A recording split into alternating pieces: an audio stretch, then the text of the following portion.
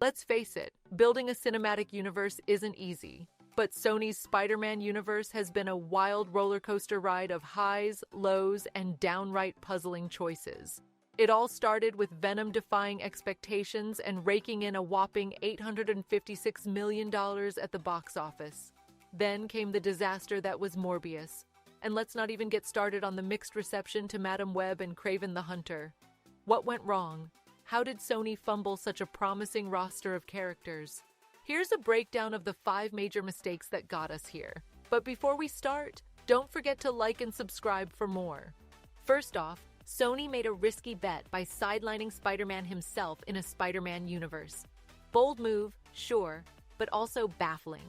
Characters like Venom, Morbius, and Kraven are beloved by comic fans, but their stories are intrinsically tied to the web slinger. Without Spider-Man swinging in to connect the dots, these films felt hollow. It's like putting Batman's rogues gallery in the spotlight without ever showing Gotham's Dark Knight. Venom worked largely because it leaned into the character's standalone appeal and humor. But Morbius? No offense, but without Spidey, the living vampire didn't stand a chance. And then there's the narrative chaos. Sony's universe doesn't feel like a universe. It feels like a loosely strung-together series of one-offs. Fans crave interconnected stories, compelling character arcs, and a clear direction. Marvel nailed this formula, while Sony stumbled. Every SSU film seems to exist in its own little bubble, with no coherent roadmap tying them together. Adding fuel to the fire, Sony flirted with the multiverse, especially after the jaw-dropping success of No Way Home, but couldn't commit. Michael Keaton's appearance as Adrian Toomes in Morbius was supposed to be a game-changer. Instead, it became a head-scratching plot point that left fans more confused than intrigued. Another glaring issue? Sony's quantity over quality mindset. Pumping out spin-offs without ensuring they had compelling scripts or strong creative visions made it painfully obvious the studio was prioritizing quick cash grabs over genuine storytelling. Critics called Kraven the Hunter uninspired, and even the anticipation for Madame Web feels lukewarm. Audiences can smell a lack of passion from miles away, and once trust is lost, it's hard to win back.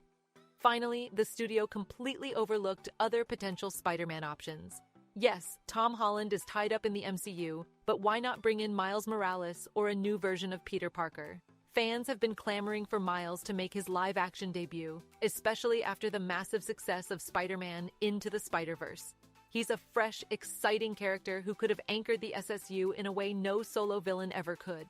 So, what now? Can Sony salvage their struggling Spider-Man universe? Maybe, but it's going to take a major shift in strategy. They need to refocus on what made Spider-Man's world so compelling in the first place. Heartfelt stories, complex characters, and, yes, the friendly neighborhood webhead himself.